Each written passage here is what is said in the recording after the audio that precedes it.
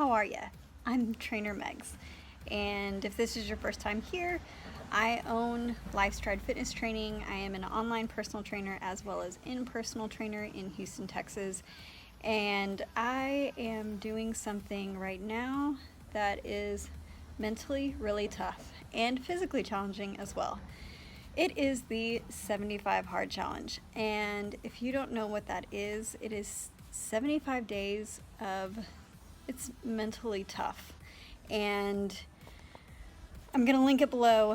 Andy Frisella is the creator of it, not me, so I am not taking credit for this challenge. I am taking credit for doing the challenge because it is difficult. I'm on day 7, so this is going to kind of just go over how I've done over the first 7 days and things that I have learned about doing this challenge, so that maybe if you're thinking about doing this challenge, you can know some of these things and some of these things will help you out. So the 75 Hard Challenge, what it is it is 75 days straight. If you miss any of these things on any day, you have to start back over at day 1. I'm on day 7. So far, so good.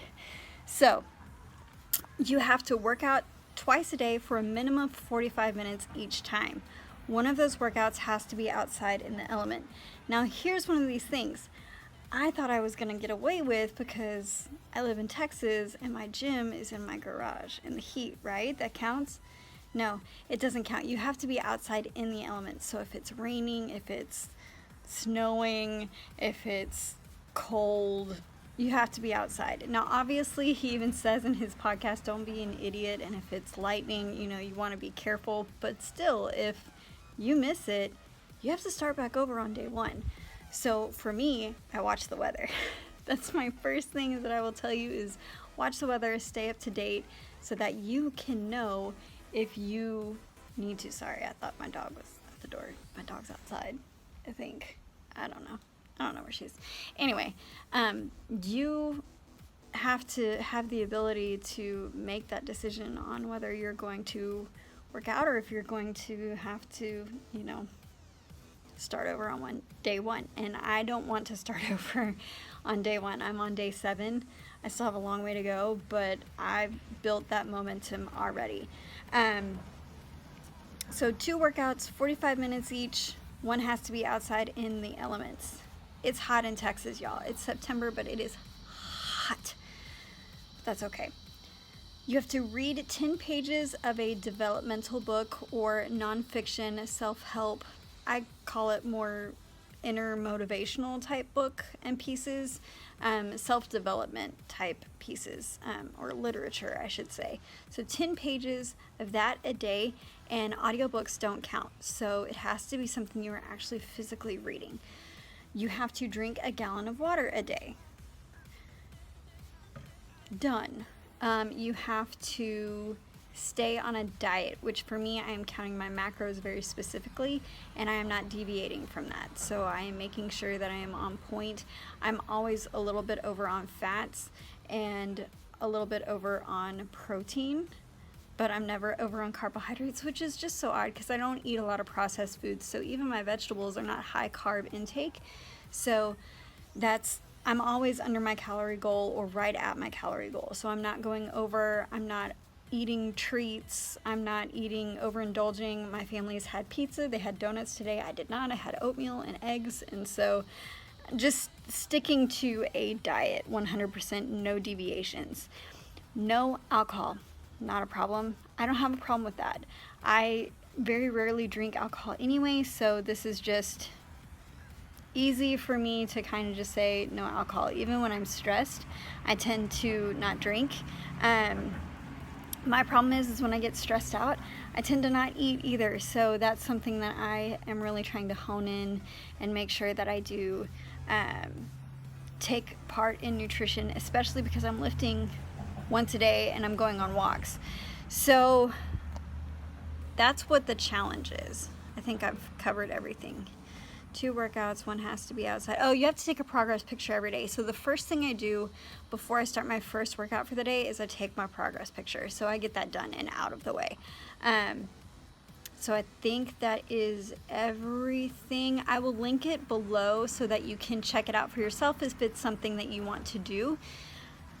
I want to give you some preparation tips to be ready. If you're gonna follow a diet, make sure that you know what that diet is before you get started. So that way you can go to the store and you can prep and you can buy all the things that you would want to eat on your nutrition for the day or in your nutrition plan for the day to be prepared. Even your snacks, have your fruit cut up, things like that, so you basically have everything ready to go. And make sure that you have the next day prepped the night before. Key here, make sure that you have your next day prepped the night before. So everything that you're going to take with you either to lunch or if you're working from home even, have it prepped and ready to go, so that way you don't have a question on what to eat. You just grab what you've already made. Also for me, because I'm doing dinner separately from my husband and my little person, I have my own, and sorry about cars, I'm outside. I also have my own stuff ready to go for dinner in case I don't want to cook anything. I have canned chicken and canned tuna in water, and I have brown rice, the minute brown rice that's already ready to heat and eat, and I have vegetables, whether it's zucchini, asparagus. I have a lot of vegetables that are fresh. I'm part of a CSA drop that I get produce every 2 weeks, so I'm keen on just making some vegetables really quick and adding it with the brown rice and the chicken, and that's a meal. I've been really liking the light balsamic vinaigrette. I put either 1 to 2 tablespoons on it. It's really low calorie and it's good for me. So that is basically, I prep and have that planned out so that I don't deviate and I don't go into the pantry and go, I just don't know what I want to eat. That's a staple. I know if I don't have anything planned, that's what I'm gonna eat. That's food, prepping on food. Here's another kicker. I have a full-time job in addition to my personal training. So I work as an office manager, accounts payable, accounts receivable for a local appliance company. Shout out to Renova Appliance Center, because that's also where I work. So if you need kitchen appliances, come see me or call me. I'll get you set up. Anywho, I get up, my alarm goes off at 3:45 in the morning. 3:45 a.m. I do not let myself hit snooze, not once. That alarm goes off, I usually say a curse word to myself or out loud like I did on Friday, and I get up. And I get up, go to the bathroom, make my pre-workout in this, chug it, get dressed, get out in the gym. I have everything already set up in my gym the night before. So if you have an at-home gym and you're doing this challenge, again, I recommend setting up everything before you have the next day's workout so you're ready to go. So I set up the gym, have everything ready to go, so all I have to do is give myself just a few minutes. So usually by 4 o'clock I'm already hit my watch and my timer is going for my workout. I do complete, there was one day last week that I didn't get all the way through my workout in the 45 minutes, but it was okay. I have to be done working out and in my house getting ready to go by 5, because I leave my house no later than 6 o'clock to drop off my kid at school and drive 45 minutes to an hour to work. So having the gym, my clothes are set the night before. Even what I'm gonna wear to work the next day, everything is set and ready to go. I'm a planner, so it has to be that way. I have all my kids' stuff packed the night before, so literally all I have to do is get myself ready, get her ready, and get out the door. I typically do not eat breakfast. I'm not a big breakfast person, so I drink my coffee on my way to work, which has 2 scoops of collagen peptides. It's that protein that kind of helps me stay full until lunchtime. So I go from when I wake up in the morning all the way to lunch, which is about 11:30, maybe noon, with no food. And I stop eating at about 8 o'clock at night the night before. So it's a long time to go without food. It doesn't work for everybody. It's more intuitive eating. I'm just not usually hungry, and that coffee and water kind of, and my pre-workout kind of helps keep me on the cusp or whatever. I'm not usually hungry. So that's food. I already did food. I did keeping things ready to go. Okay, here's another thing. Drinking this water. It's fine. Drinking a gallon of water is good for you.